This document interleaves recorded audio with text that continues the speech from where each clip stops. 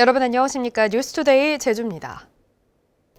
제주시에 대한 도의회 행정사무감사에서 최근 논란이 되고 있는 추자도 해상풍력 발전 사업이 쟁점이 됐습니다. 또 행정체제 개편에 대해 제주시의 대응이 소극적이라며 명확한 입장을 따져 묻는 의원들의 목소리가 높았습니다. 권혁태 기자가 보도합니다. 제주시청에서 진행된 도의회 행정사무감사. 추자도 해상풍력 사업에 대한 제주시의 대응이 도마에 올랐습니다. 의원들은 산자부와 제주도 중 누가 허가권을 가지느냐에 따라 진행 절차가 달라질 수 있다며 제주시가 보다 적극적으로 나서야 한다고 주문했습니다. 좀 더 적극적으로 어떤 방법이 제주도의 권한을 갖고 올 수 있는지까지도 고민하셔야 됩니다. 그리고 어떤 노력을 해야 되는지도. 중앙정부 설득도 해야죠, 함께. 그 여야 상관없이 함께 해야 되니까. 사업자 측이 예정구역 공유 수면을 사실상 독점에 사용할 수 있도록 제주시가 방치했다는 비판도 나왔습니다. 근데 이제 공유수면 점사용에 관련돼서 허가를 받아버리면 풍향계를 자기네가 사업을 언제 할지는 모르지만 풍향계 관련해가지고는 계속 조사하겠다라고 해서 들어와서 우리가 안 됩니다라고 할 수 있는 법적인 근거가 있을까요? 그게 걱정인 거고. 이에 대해 강병삼 제주시장은 법률적 검토가 필요하다며 먼저 주민 갈등 해소에 집중하겠다고 밝혔습니다. 정보를 투명하게 또 전달하고 이런 역할들을 함으로써 주민들께서 잘못된 정보로 인한 오해를 하시거나 이런 부분들을 최대한 감소시키기 위한 노력을. 제주형 행정체제 개편과 관련해 제주시의 대응이 소극적이라는 지적도 나왔습니다. 주민투표 등 절차 전에 지방자치법상 인구 50만 명이 넘으면 행정구를 둘 수 있는데도 제주도만 바라보며 아무런 대응을 하지 않고 있다는 겁니다. 투트랙으로 행정실을 분리할 수 있는 제도도 우리 행정시 차원에서 검토도 하고 도에도 건의를 해야 된다고 보는데, 행정자치위원회에서도 행정체제 개편에 대해 선거용 정책이 되지 않도록 사전에 여론조사를 시행할 필요가 제기됐지만 제주도가 미온적인 반응을 보여 논란은 당분간 계속될 것으로 보입니다. MBC 뉴스 권혁태입니다. 제주시 한림읍 앞바다에 흙탕물이 밀려와 해상풍력발전단지 공사로 인한 환경오염이라는 논란이 일고 있는데요. MBC 취재 결과 공사가 끝난 바로 다음 날 오탁 방지막이 제거된 것으로 확인됐는데 오탁 방지막 관리에 대한 명확한 규정은 없어 논란이 커지고 있습니다. 이따금 기자입니다. 한림 해상풍력발전 공사가 진행 중인 제주시 한림읍 앞바다. 지난 주말 누런 흙탕물이 밀려오는 장면이 포착됐습니다. 시간이 지나면서 색깔은 옅어졌지만 여전히 뿌연 흙탕물이 바닷가로 밀려들고 있습니다. 주민들은 인근 한림해상풍력단지 공사 현장에서 생긴 흙탕물이라고 주장합니다. 흙탕물이 이 일대 바닷가에 넓게 퍼지면서 바닷속 해조류와 해산물까지 피해를 입게 됐다며 반발하고 있습니다. 지나가다가 한 오후쯤인가 와보니까 흙탕물이 뾰얗게 돼갖고 지금 수중 촬영해갖고 밑에 바닷속을 봐야 됩니다. 그러면 어느 정도 오염이 된 건지는 확실히 알 수 있을 것 같습니다. 공사 현장 인근 해상에 쳐져 있던 오탁 방지망도 지금 모두 걷어낸 상태입니다. 시공업체 측은 풍력 발전기의 전기선을 육상으로 끌어오는 해저 케이블 공사를 지난주 금요일 마무리한 뒤 다음 날인 토요일에 오탁 방지막을 걷어냈다고 밝혔습니다. 공사가 끝난 뒤 생긴 흙탕물인 만큼 자신들과는 관계가 없다는 입장입니다. 앞에 부분이 지금 뿌연데 저런 색깔이 뿌연 색깔 같으면 우리가 공사하고 있다면 저희가 이렇게 이제 작업이 끝이 났습니다. 너무 그냥 산호가 심했기 때문에 뭔가 중간에 퇴적물 이런 것들이. 환경영향평가협의서에는 해저 케이블 공사를 할 때 오탁 방지막을 설치해야 한다는 조항은 있지만 구체적인 기간은 명시되지 않았습니다. 제주 최대 규모인 한림해상풍력발전단지 공사는 2024년 말까지 진행될 예정이어서 공사를 둘러싼 환경오염 논란은 계속될 것으로 보입니다. MBC 뉴스 이따금입니다. 마라도 앞바다에서 뒤집힌 갈치잡이 어선이 육상으로 인양된 가운데 정밀 합동 감식이 이루어졌습니다. 높은 파도에 선체가 오른쪽으로 넘어진 것으로 추정되는데 CCTV 영상 복원이 사고 원인 조사의 핵심이 될 것으로 보입니다. 김찬년 기자입니다. 육상으로 인양돼 모습을 드러낸 29톤급 사고어선. 파도 가림막 덮개와 구명벌 장치 등 선체 왼쪽 시설물 대부분이 뜯겨나갔습니다. 해양경찰과 국립과학수사연구원, 한국해양교통안전공단 등은 사고 발생 일주일 만에 합동 감식을 진행했습니다. 3D 스캔 촬영으로 선체 파손 상태를 확인하고 사고 기록이 남아있는 조타실을 중점적으로 살펴봤습니다. 국과수는 사고 선박의 항적과 사고 시간을 확인하기 위해 위치 정보가 담긴 VPAS와 AIS를 수거했습니다. 선체 외부를 촬영한 CCTV 장치가 확인됐지만 바닷물에 모두 잠겨 영상 복원이 사고 원인 조사의 핵심이 될 것으로 보입니다. 조타실 항해 장비, CCTV 장착되어 있는지 확인하였고 이제 탈거 후 정밀 분석 감정을 이제 국과수에 의뢰할 예정입니다. 해경은 1차 합동 감식 결과 선체의 외부 충돌 흔적이 발견되지 않았고 닻을 내린 상태에서 배 왼쪽으로 파도를 맞아 오른쪽으로 넘어진 것으로 추정했습니다. 감식을 지켜본 실종자 가족들은 사고가 난 것으로 추정되는 시각으로부터 13시간이 지나서야 수색이 이뤄지게 된 이유를 명확히 밝혀달라고 호소했습니다. 골든타임을 때 놓친 거잖아요. 사고가 났을 때 먼저 핵출동해줘야 되는 그런 것들도 좀 정확하게 밝혀주셔가지고 왜. 한편 해경은 해군과 관공선 등 함정 10척과 항공기 4대를 동원해 실종 선원 4명을 찾기 위한 수색 작업을 일주일째 이어갔지만 실종자를 찾지는 못했습니다. MBC 뉴스 김찬년입니다.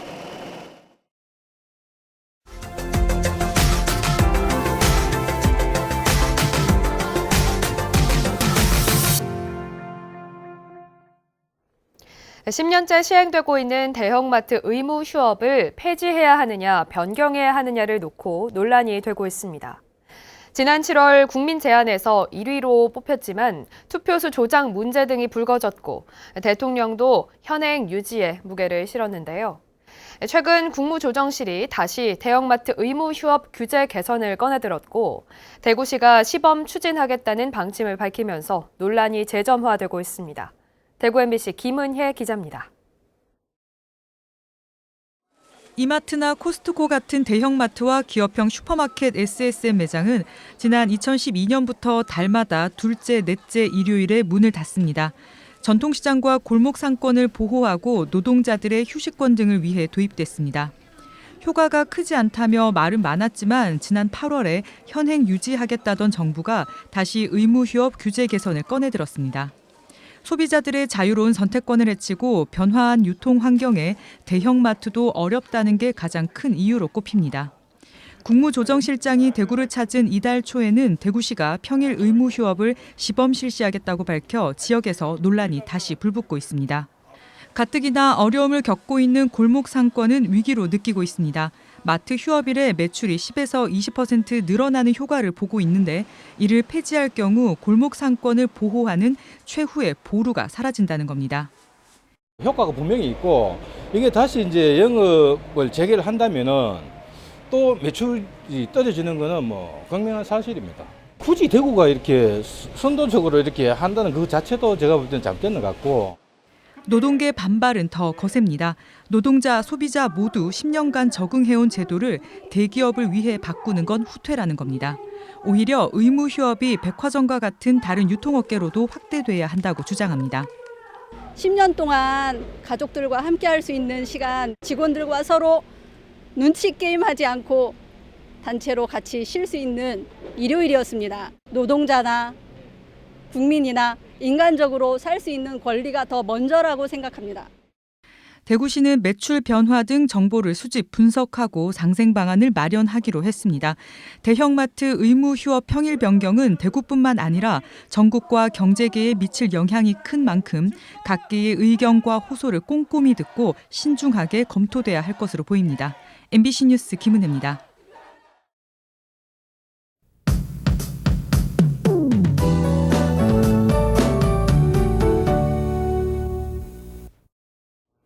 찬바람이 불면서 밤사이 기온이 뚝 떨어졌습니다. 찬 공기의 영향으로 오늘 아침 출근길 어제보다 쌀쌀한데요. 아침 체감 온도가 성산은 7도 안팎까지 떨어졌습니다. 낮에도 17도에 그치면서 예년 기온을 3도가량 밑돌겠습니다. 내일 아침까지 반짝 추위가 이어지겠고요. 내일 낮부터는 다시 예년 기온을 회복하겠습니다. 찬바람 덕에 단풍색은 더 짙어졌는데요. 기상청이 한라산 단풍 절정을 어제 발표했습니다. 산 전체 중 80%가 물들었을 때를 단풍 절정으로 보는데요. 10월 평균 기온이 작년보다 4.3도 낮아서 작년보다 9일 빨리 단풍 절정을 맞이했습니다. 11월 상순까지 단풍이 이어지겠습니다. 알록달록한 단풍 보면서 가을 만끽하시기 바랍니다. 오늘 고기압의 영향으로 제주 전 지역에서 하늘 표정 맑겠고요. 미세먼지 농도도 좋음 단계로 공기질도 쾌청하겠습니다. 자세한 기온 보시면 현재 동부 지역 10도, 서부 지역 11도, 남부 12도를 보이면서 어제 아침보다 2, 3도가량 떨어졌습니다. 산지는 4도 안팎을 보이고 있는데요. 한라산 높은 곳에는 기온이 영하권을 보이면서 얼음이 얼어 미끄러운 곳이 있겠습니다. 산행 시 안전사고에 유의하시기 바랍니다. 오늘 낮 최고 기온은 대부분 지역에서 17도 안팎이 예상됩니다. 도서 지역도 맑은 가운데 오늘 일교차가 크게 벌어지겠고요. 바다에는 바람이 강해서 물결이 최대 4m까지 매우 높게 일겠습니다. 현재 제주 북부와 서부 앞바다, 남해서부 서쪽 먼바다를 제외한 제주 전 해상에 풍랑주의보가 발효 중입니다. 이 특보는 오늘 늦은 오후부터 차차 해제되겠는데요. 파도가 높은 만큼 오늘 해상 안전사고에도 유의하셔야겠습니다. 내일은 구름이 많아져서 하늘빛이 흐려지겠고요. 다가오는 주말에는 맑고 선선하겠습니다. 기상정보였습니다. 제1제주인 공헌자의 밤 행사가 어제 저녁 일본 도쿄 팔레스 호텔에서 열렸습니다. 이번 행사에는 제1본 관동 도민협회 임원과 공헌자 후손 등 50여 명이 참석해 고향 발전에 기여한 제1제주인들의 노고를 기렸습니다. 행사에 참석한 오영훈 지사도 제1제주인들에게 감사를 표하고 일본에 있는 4.3 희생자 유족 발굴을 위해 더 노력하겠다고 밝혔습니다. 기후변화로 멸종위기에 처한 한라산 구상나무가 올해는 풍성한 열매를 맺은 것으로 나타났습니다. 제주도 세계유산본부는 올해 한라산 구상나무의 열매 결실량을 조사한 결과 한 그루에 평균 120개, 건강한 열매는 91개가 달렸다고 밝혔습니다. 제주도는 지난해에는 개화 시기인 봄철에 한라산 기온이 크게 떨어지는 등 이상기후로 열매가 거의 없었다고 밝혔습니다. 크루즈선을 통한 여행객의 국내 입국이 허용되면서 제주 크루즈 관광 정상화 기대도 커지고 있습니다. 정부는 어제부터 크루즈선을 통한 여행객의 국내 입국과 하선 관광을 허용하면서 제주도와 관련 업계의 제주 기항과 관광 프로그램 기획, 홍보 움직임도 빨라지고 있습니다. 관광 목적의 크루즈선 국내 입항은 코로나19가 확산된 2020년 2월부터 금지됐다가 지난 6월부터 물류와 무하선 입항만 허용돼 왔습니다. 제주도에서 가장 긴 하천인 천미천이 이곳만은 꼭 지켜야 할 자연문화유산에 선정됐습니다. 한국 내셔널 트러스트는 제20회 이곳만은 꼭 지키자 시상식에서 제주 천미천을 응모한 제주환경운동연합에 환경부 장관상을 수여했습니다. 내셔널 트러스트는 제주 하천의 특성을 무시하고 육지의 하천 정비 방식을 적용해 생태계 핵심축 훼손이 심각하다며 대책 마련이 시급하다고 밝혔습니다.